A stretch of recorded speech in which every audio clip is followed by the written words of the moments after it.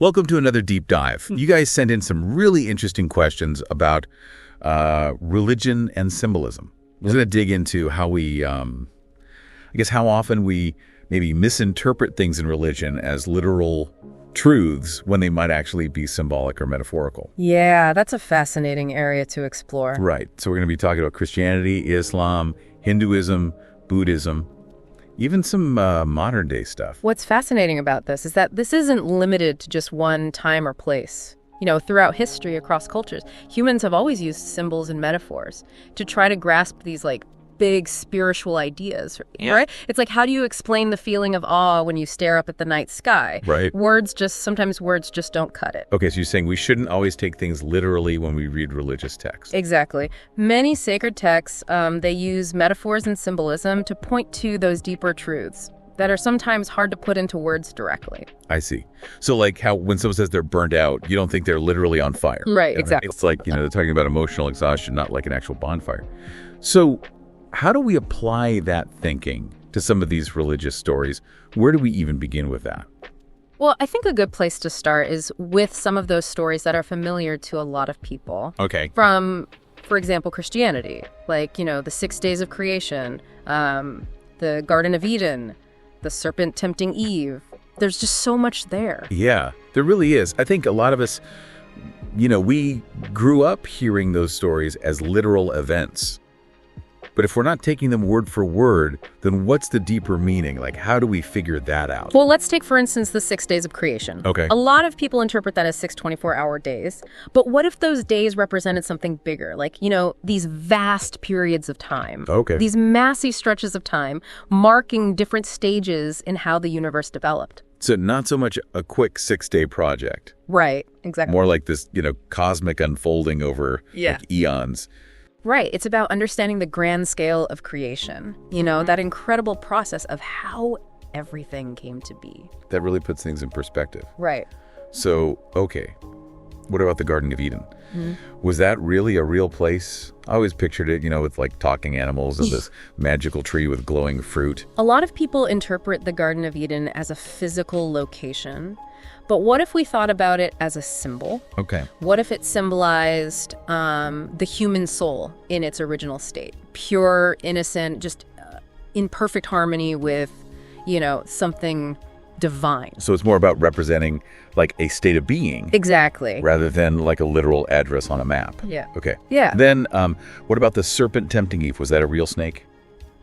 Perhaps not. I mean, the deeper meaning could be in seeing the serpent as those temptations that we all face inside, like those pulls towards desires that might not be the best for us. That's that struggle that we have, Exactly. Between making good choices and bad choices. Yeah. That we all deal with. It kind of makes you wonder if every little detail in these stories has some sort of deeper meaning. That's the beauty of exploring symbolism, right? Yeah. It invites us to look beneath the surface and ask ourselves, what could this really mean? What truth is this pointing to? Even something as incredible as Noah's Ark. Okay, but what about Noah's Ark? That had to be a real boat, right? Yeah. With all the animals and the massive flood. Yeah. It's kind of hard to imagine that as purely symbolic. Even Noah's Ark, with all its fantastical elements, it can be seen as this really powerful metaphor. It could be speaking to something that we all feel. Okay. This need for spiritual renewal.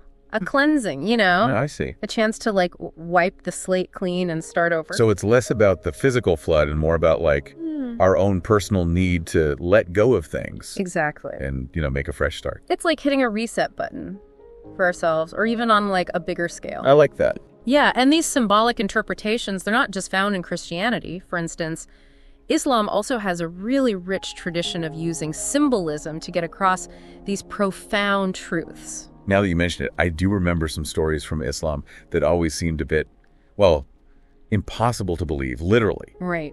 What kind of examples are we talking about? Well, think about the story of the splitting of the moon. That's considered a miracle attributed to the Prophet Muhammad. And while some people take that literally, others see it as this really powerful demonstration of divine power. That God can do things that we might think are impossible. So it's more about the message of God's power. Exactly. Than whether the moon physically split in two. Right. It's about what the story represents more than the literal events. Right. And the same goes for the those descriptions of paradise in Islam. Yeah, absolutely. It's not so much about actual gardens and palaces. It's more about the feelings, like that feeling of bliss and closeness to God. That's what paradise represents. It's more like a state of being, a spiritual destination, rather than an actual physical place. Right. So this whole idea of interpreting things symbolically, it's something we see in other religions too, not just in Christianity and Islam. Oh, absolutely. It's really a global phenomenon. Wow. We could take a little journey to some other really cool examples if you'd like. Yeah, let's do it. Let's go beyond these familiar stories and see where else this symbolic thinking takes us. Okay, so we've seen how interpreting stories symbolically isn't limited to just Christianity or Islam. What about some other religions? How do they use this kind of symbolic language? Well, you mentioned Hinduism, so why don't we head there next? You know that story, the churning of the ocean? Oh, yeah, I remember hearing about that. Yeah. It's about, these gods and demons working together to churn this vast cosmic ocean to get this special life-giving elixir. Okay, that imagery is pretty wild. Yeah. What's the deeper meaning behind all that churning? It's a powerful metaphor for, that constant struggle between good and evil. Those forces of creation and destruction that are always at play, both in the universe and within ourselves. So it's not about like a literal, ocean churning party with gods and demons. It's about something bigger. Exactly. It's about recognizing that tension, that push and pull between our maybe our higher and lower natures, those things that are always kind of pulling us in different directions. So the churning represents that ongoing battle between good and bad, the choices we make every day. Right, exactly. That makes a lot of sense. Yeah. What about Buddhism? Are there stories in Buddhism that lend themselves to this kind of interpretation? Oh, for sure. One of the best known stories in Buddhism is about the Buddha taming Mara. Mara is this demon figure that represents temptation and an attachment. And it's often depicted as this intense battle. But the real meaning, I think, is in that idea of us overcoming those inner demons, the things that prevent us from reaching enlightenment. So we shouldn't take that literally. Like the Buddha wasn't really fighting some demon with horns and a pitchfork. Well, not necessarily. It's more about recognizing, I guess, those negative tendencies within us, the things that kind of hold us back from finding inner peace and living a more fulfilling life. It's about that journey towards self-mastery. Oh, I see. Overcoming those internal obstacles. Exactly. I'm noticing a pattern here. It seems like a lot of these stories that seem so out there, so fantastical, they're actually, maybe they're really about personal growth and spiritual transformation. Like they're about our own internal journeys, not just, these external events. What's amazing is how much these stories resonate with people, across cultures and time periods. I think they're tapping into something very fundamental about what it means to be human, like our search for meaning and purpose. Yeah. It's like they speak a universal language that goes beyond any one, specific religion or belief system. Exactly. And that brings up, I think, a really interesting question.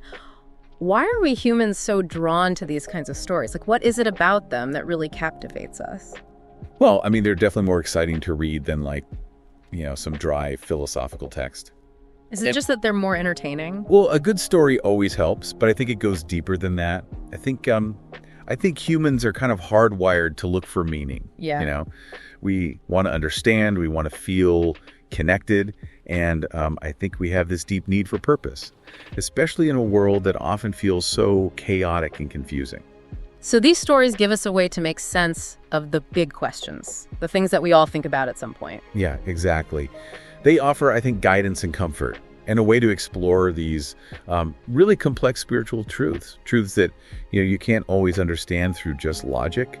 I think they help us connect with something larger than ourselves, something that can give our lives meaning and direction. But haven't we evolved beyond needing these kinds of stories? I mean, we live in a scientific age, right? Shouldn't we be focusing more on facts and being rational?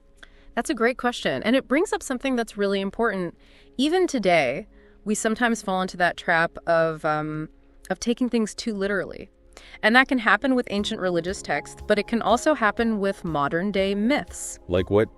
Can you give me some examples of that happening today? Think about the Bermuda Triangle. A lot of people still think it's this cursed area where ships and planes just vanish. Or crop circles. Some people believe they're messages from aliens. Yeah. Those are classic examples. They really do get people's imaginations going. But if we look at these mysteries with, a critical eye, there are often more logical explanations. Maybe it's strange weather patterns, navigational errors, sometimes even elaborate hoaxes. It's about recognizing that our minds tend to fill in the gaps. And sometimes we create stories that maybe don't quite match up with reality. Right. So we need to be careful about separating fact from fiction, looking for evidence. But why is it so dangerous to take things literally?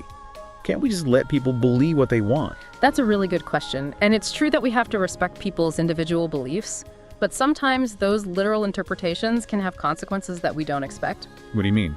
Well, for one thing, literalism can lead to a lot of fear and superstition. It can keep us from thinking critically, really engaging with the world in a way that's rational and informed.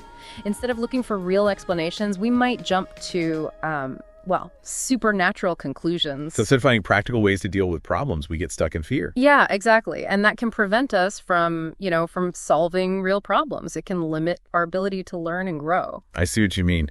Are there any other potential problems with, with taking things too literally? Yeah, sometimes it can cause divisions between people. When we cling too tightly to just one specific interpretation, it can be hard to find common ground. Right. Like everyone's stuck in their own bubble, thinking they have the only truth. Exactly. And that's why I think it's so important to be open, to be curious, and to be willing to see beyond the literal, to recognize that there might be many different ways to understand something, and that listening to those different viewpoints can really enrich our understanding. Okay, so how do we avoid that? How do we avoid falling into the trap of taking things too literally, especially with religious texts and teachings? How do we find that balance, between respecting tradition and still thinking critically? That's where things get really interesting. I think it's all about approaching these texts with an open mind. Yeah. And, being willing to look for the deeper meanings in the stories, to ask yourself, what is the story trying to teach me about myself? About my relationship with, the divine, or maybe about my place in the universe. That's a great way to start. But how do we know which interpretations are the right ones? It seems like there could be so many different ways to understand a story. You're absolutely right. There often are many valid interpretations. And that's part of what makes exploring these texts so fascinating. The key, I think, is context. You have to think about the culture and the time period when these texts were written. What did people believe back then? What were their customs? And what were they struggling with? So it's important to see these stories as products of their time, to understand the background, and not just read them in isolation, right? Exactly. And, symbolism is such a powerful tool. It lets us talk about these complex truths that speak to people across cultures and throughout time. It's like a secret code just waiting to be deciphered. Oh, I like that. It's like we're peeling back the layers and finding these hidden gems of wisdom that have been passed down for generations. Exactly. And the more we unlock those layers, the more we appreciate how rich and deep these traditions really are. It's a journey, a journey of discovery. This conversation has really been eye-opening. It's amazing how much we can learn when we shift our perspective and embrace the power of symbolism. But before we wrap up, I have one more question. We've been talking about some pretty incredible stories like, Jonah and the whale, and how those stories can be seen as metaphors for this kind of inner transformation. But what other seemingly impossible tales might hold deeper truths, if we look at them symbolically? That's such a great question. I think it really highlights how these stories can be invitations for us to approach, all sorts of texts and myths, even modern stories, to look at them with a sense of wonder and curiosity. What if we go beyond just the surface level, beyond just what literally happens, and ask, what could this be trying to teach me? What's the deeper meaning here? Yeah, like a treasure hunt for meaning. We shift our perspective and use that symbolic key to, unlock these new insights. Exactly. And those treasures can be incredibly valuable. They can help us understand ourselves better, how we relate to something bigger than ourselves, and even, I think, how we understand the universe. Yeah, it's like we've been given this whole new way to see the world. Every story, every symbol has the potential to show us something deeper if we know how to look. That's the beauty of symbolism. It allows us to engage with these really profound concepts in a way that's it's both intellectually stimulating but also emotionally resonant. It's not just about, dry facts or abstract ideas. Right. It's like this bridge between between our heads and our hearts. It lets us connect to these truths on a much deeper level. You said that perfectly. And that bridge is so essential, for growth, intellectually and spiritually. My mind is definitely full of new ideas after our conversation today. We've journeyed from those creation stories in Christianity to the metaphors of Hinduism, and we've seen how symbolism pops up in so many different traditions. It's been quite a ride. It has been my pleasure to dive into these concepts with you. I think the biggest takeaway for me is that religious symbolism isn't just about these ancient stories, or things that happened a long time ago. It's like this living language that still speaks to us today, offering guidance and wisdom and even, a deeper connection to the mysteries of life. Right. And remember, this exploration doesn't have to end here. We all have that ability to unlock those deeper meanings, to find our own way. It's about being curious and open to, to new ways of seeing things. So for everyone listening out there, keep your eyes open for those hidden symbols, those metaphors that are just waiting to be decoded. You never know what amazing truths you might find. And don't be afraid to, to share what you discover. Talk about it with others. The more we have these conversations, the more we can all learn and grow together. That wraps up our deep dive for today. We hope you enjoyed this exploration of religious symbolism as much as we did. And until next time, keep diving deep, keep asking those great questions, and keep searching for those hidden treasures of meaning.